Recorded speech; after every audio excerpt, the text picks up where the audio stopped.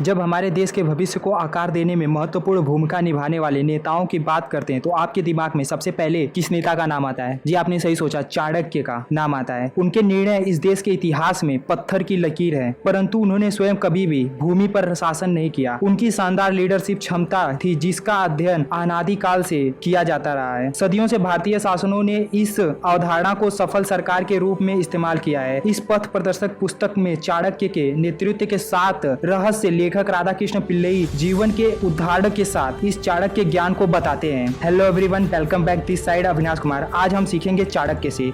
यदि आप एक नेता बनना चाहते हैं तो आप स्वयं में इन गुणों का विकास करें। एक स्वामी एक नेता के अंदर ये गुण होते हैं। पहला, इंटेलिजेंट एंड एनर्जेटिक। बुद्धि एवं ऊर्जा एक ही सिक्के के दो पहलू हैं। बुद्धि को ज्यादातर एजुकेशनल एंड क्वालिफिकेशन अथवा ऊंचे IQ के साथ जोड़ा जाता है। हालांकि वैज्ञानिकों की खोज ने यह सिद्ध किया है कि सभी व्यक्ति समान बुद्धि के साथ पैदा होते हैं। जैसे जैसे समय बीतता है व्यक्ति की शिक्षा एवं वातावरण उसकी बुद्धि को धार देते हैं। बुद्धि का अधिक उपयोग व्यक्ति को अधिक बुद्धिमान बनाता है। उदाहरण के लिए जो विद्यार्थी अधिक मेहनत करता है वे परीक्षा में अधिक नंबर पाता है। फिर भी शिक्षा एक जीवन का प्रयत्न चलने वाली सतत प्रक्रिया बनी रहनी चाहिए। अच्छी पुस्तकें, समाचारों एवं रिसर्च पेपरों का अध्ययन आपको कई नई चीजों से अवगत कराता है और विश्वास की जानकारी को बढ़ाता है, किंतु ध्यान दें कि मात्र जानकारी का जमा आपको बुद्धिमान नहीं बनाता है। एकत्रित जानकारी का विश्लेषण, महत्वपूर्ण फैसला लेना और फैसलों को एग्जीक्यूट करने की योग्यता का विकास करना ही आवश्यक है। एक नेता एकत्रित जानकारी, खोज, चर्चा एवं एनालिसिस द्वारा समस्याओं का पता लगाने व उसके हल तक पहुंच जाने, इस प्रक्रिया का स्टार्टिंग पॉइंट होता है। दूसरा पक्ष है क्रियाशील ऊर्जा स्रोत होने का। इसके लिए आगे बढ़कर हिम्मत व आत्मविश्वास से अपनी योजनाओं को एग्जीक्यूट करना आवश्यक है। स्वामी चिन्मयानंद के अनुसार अपने कार्य की रूपरेखा बनाए वो रूपरेखा को एग्जीक्यूट करें। हर नेता को अपनी लीडरशिप क्षमता का परिचय देने के लिए यह करना होता है। किसी भी योजना को एग्जीक्यूट करना सरल नहीं होता, क्योंकि उसके एग्जीक्यूट में कई कठिनाइयां आती हैं। कई लोग उन कठिनाइयों के भय से इम्प्लीमेंट नहीं कर पाते। कुछ लोग आरंभ करते हैं लेकिन कुछ मुश्किलों से सामना होने पर रुक जाते हैं। एक महान कार्य आरंभ करते हैं और ये सुनिश्चित कर लेते हैं कि कई कठिनाइयां के होते हुए भी वो सफल रहें। एक नेता जानता है कि उसका लक्ष्य क्या है और वो उसे प्राप्त भी कर लेता है। Connect with experience. संस्कृत में इस शब्द के लिए एक शब्द है वृंद सहयोग, अर्थ है बड़ों की संगत। अर्थात इस शब्द का अर्थ है leadership, management and finance system के क्षेत्रों में काम करने वाले व्यक्तियों के रियल एक्सपीरियंस से सीखना। ऐसे अनुभवों से मिलने व सीखने की यह प्रक्रिया सदा चलती रहनी चाहिए। दुनिया में 3 तरह के लोग हैं। पहले वे जो अपनी गलतियों से सीख लेते हैं, दूसरे वे जो अपनी गलतियों से कुछ भी नहीं सीखते, तीसरे जो कि सर्वश्रेष्ठ हैं, दूसरों की गलतियों से सीखते हैं। अनुभवों से मेल जोल का अर्थ है कि अपने से अधिक मैच्योर एंड एक्सपीरियंस व्यक्तियों से निरंतर सीखते रहना ही एक महान लीडर का सबसे बड़ा गुण होता है। ट्रूथफुल। एक नेता का सच बोलना बहुत महत्वपूर्ण है, किंतु इसके पहले एक और चरण है, सत्य को समझना। यही सफलता की कुंजी है। प्रत्येक नेता के लिए निर्णय लेने से पहले सच जानना आवश्यक है।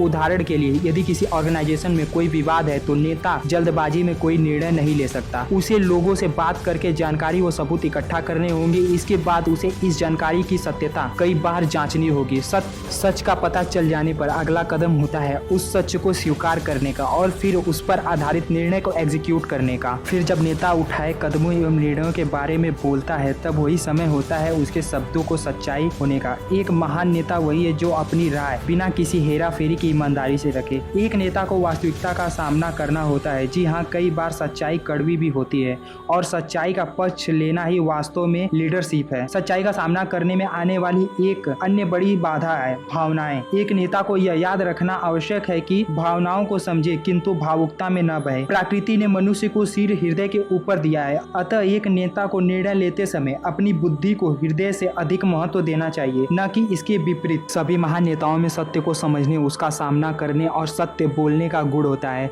अधिकतर लोगों का विश्वास है सत्यवादिता एवं सत्यनिष्ठता केवल किताबी बातें हैं, जबकि वास्तविकता यही है कि सत्यवादी लोग ही समय के साथ वास्तविकता नेता सिद्ध होते हैं। मुंडक उपनिषद से लिए गए हमारे राष्ट्रीय चिन्ह में भी यही अंकित है, सत्य में जयते। नेता सत्य की प्रतिमूर्ति है। कमिटमेंट। भारतीय संस्कृति में भगवान राम को आदर्श राजा माना जाता है। राष्ट्रपिता महात्मा गांधी ने भी राम राज्य की अवधारणा को आगे बढ़ाया। सुशासन का आदर्श राज्य है। तुलसी रचित रामचरितमानस का एक प्रसिद्ध दोहा है, रघुकुल रीत सदा चली आई, प्राण जाए पर वचन न जाए। ये दोहा रघुकुल की नेतृत्व परंपरा की ओर इशारा करता है। इस कुल की परंपरा है कि चाहे आपको अपने प्राणों से हाथ धोना पड़े किंतु आप अपना वचन निभाएंगे। यह एक अत्यंत सरल परंतु गहरा फार्मूला है। ऐसा भी समय आता है जब टीम ही यह विश्वास नहीं कर पाती है कि उनके नेता द्वारा दिया गया वचन पूरा किया जा सकता है। इसी स्थिति में नेतृत्व उभरता है, यानी लीडरशिप। जैसे कि नारायण मूर्ति चाणक्य स्पीक्स फिल्म में कहते हैं, नेतृत्व लोगों को पानी की सतह पर चलाना है, यह उन्हें बलिदान देने के लिए तैयार करता है। कभी कभी आपको अकेले भी चलना होता है। नोबेल पुरस्कार विजेता रविंद्रनाथ टैगोर ने अपनी पुस्तक गीतांजलि में कहा है, जब सारा संसार रुक जाता है तब नेता चलना आरंभ करता है। अकेले ही सही, चलते रहो। याद रहे, आपको दूसरों को दिया वचन पूरा नहीं करना है, अपितु वह प्रतिज्ञा पूरी करनी है जो आपने इस यात्रा के आरंभ में की थी। ग्रेटिट्यूड, कृतज्ञता का अर्थ है विनम्रता। वास्तविक शक्ति विनम्रता में ही होती है। यह आम धारणा है कि एक विनम्र व्यक्ति कमजोर होता है। वास्तव में इसका परोक्ष ही सत्य है। शक्तिशाली लोग ही विनम्र होते हैं। जब आप नेतृत्व पर हो तो आप भी इस व्यवहार का प्रयोग करके देख सकते हो। मैं सब जानता हूँ वाली मनोवृत्ति एक नेता के लिए घातक सिद्ध हो सकती है। अपनी टीम के सदस्यों को श्रेय देना आवश्यक है। यदि वो अच्छा कार्य करते हैं तो उनसे प्रशंसा व महानता छीनना उचित नहीं होगा। इसके विपरीत आप एक कदम पीछे हट जाइए और जग जाहिर होने दी कि असली हीरो कौन है। किसी की प्रशंसा करने से आपका भी सम्मान बढ़ता है, लेकिन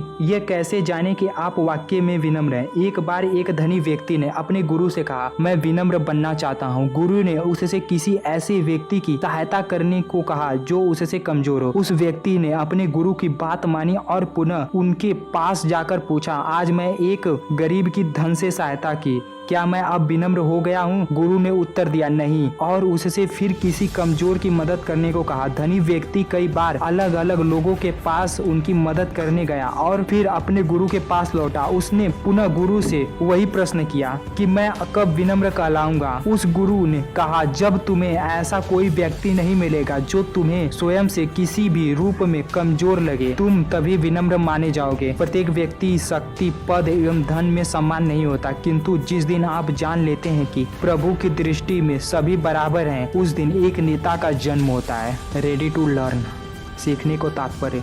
सीखने की तत्परता के दो पक्ष हैं, स्वयं सीखना व अन्य को सिखाना। यह एक ही सिक्के के दो पहलू हैं। ट्रेनिंग अथवा लर्निंग हमारे जीवन का महत्वपूर्ण अंग है। एक नवजात बालक पूर्ण रूप से अपने माता पिता एवं वातावरण पर निर्भर होता है। धीमे धीमे उसे चलना, बात करना, स्वच्छ के नियम समझना, वो अपने वातावरण से तालमेल बैठाना सीखते हैं। विद्यालय में हम पढ़ना, लिखना, सामाजिक संबंधन बनाना एवं अन्य कई विधियाँ सीखते हैं। थोड़ा बड़े होने पर हम व्यावसायिक पाठ्यक्रमों में दाखिला लेते हैं ताकि हम कुछ ऐसे हुनर सीख सकें जो हमारी योग्यताओं का विकास कर हमें काम दिला सके। जीवन के इस पायदान पर हमारी सीखने की क्षमता अद्भुत होती है, किंतु जैसे ही हम अपनी नौकरी या व्यवसाय में जमने लगते हैं, हमें आत्मसंतुष्टि का भाव आ जाता है। यह बहुत ही भयानक स्थिति है। इसी बिंदु से व्यक्ति को सतत सीखने की मनोवृत्ति के विकास का प्रयास करना होता है। निरंतर सीखते रहे, वो अपने क्षेत्र अथवा विषय से संबंधित ज्ञान को बढ़ाते रहें। ऐसा माना जाता है कि सफलता का सूत्र मात्र सीखना ही नहीं, अपितु सीखे हुए को भूलना, पुनः सीखना, वो फिर निरंतर सीखते रहना ही है। नेता ये बात जानते हैं, वे पुस्तक से भी सीखते हैं और लोगों से भी। साथ ही रिपोर्ट, समाचार पत्रों तथा सरकारी एजेंसियों द्वारा उपलब्ध कराए गए आंकड़ों से भी सीखते रहना उनका नशा हो जाता है। वे कभी भी संतुष्ट नहीं होते हैं, स्वयं को नई नई संभावनाओं के लिए तराशते रहते हैं, तैयार करते रहते हैं। सीखना जीवन के साथ ही समाप्त होना चाहिए। भगवान बुद्ध मृत्यु शैया पर, लोग निरंतर उनसे मिलने आ रहे थे और वे भी सभी से मिल रहे थे। उनके एक शिष्य ने उनसे पूछा, आप इस स्थिति में क्यों सबसे मिल रहे हैं? उन्होंने उत्तर दिया, ताकि मैं जाने से पहले इनमें से प्रत्येक से कुछ न कुछ सीख सकूं। व्यक्ति को नियमित रूप से वो निरंतर कुछ न कुछ सीखते रहना चाहिए। फ्रेंडली, मिलनसार, जब भी लोगों को आवश्यकता हो, नेता उनके लिए उपलब्ध रहता है, न कि सिर्फ तब जब उसे लोगों की जरूरत हो। नेता एक बार में कई भूमिका निभाता है। वह माता पिता, मित्र, दार्शनिक एवं मार्गदर्शक होता है। एक नेता वो साधन है जो संस्था की किसी भी समस्या को हल करने हेतु सदा ही तैयार वो उपलब्ध होता है। लोग नेता की ओर मात्रा देखते ही नहीं, वह उसकी ओर आशा से देखते हैं। जी हाँ, एक ऐसा नेता मिलना जो अपने लोगों का ख्याल रख सके एक दैविक आशीर्वाद से कम नहीं है। पुराने समय में भी राजा जनता दरबार लगाया करते थे जहां वो आम जनता से मिलते थे। राजा शब्द आज के समय में अप्रासंगिक है, किंतु हम में से प्रत्येक अपनी दुनिया का राजा है। आप चाहें किसी भी पद पर हो, उच्चतम, माध्यमिक या निम्न, आप अपने कार्य क्षेत्र के राजा हैं और आपके नीचे कार्य करने वाले लोग आपसे मार्गदर्शन व उचित फसलों की अपेक्षा करते हैं। अतः आप अपना स्वयं जनता दरबार लगाएं और जिस प्रकार लोहा चुंबक की ओर खींचा चला आता है, महत्वपूर्ण जानकारियों को स्वयं तक पहुंचाने दें। समाधान करता व निर्णय लेने वाले नेता बने। तो दोस्तों ये था हमारा TCS का पहला शो। आशा करता हूँ कि ये शो काफ़ी अच्छा गया होगा। नेक्स्ट TCS एपिसोड देखने के लिए इस चैनल को आप सब्सक्राइब कर लीजिए, क्योंकि इस TCS के शो में हम केवल चाणक्य से रिलेटेड बातें करेंगे। चाणक्य नीति, चाणक्य से हम लोग हमेशा कुछ न कुछ सीखने की बातें करेंगे, क्योंकि इस शो का नाम है द चाणक्य शो। तो चलिए मिलते हैं आपसे नेक्स्ट वीडियो में। Thanks for watching.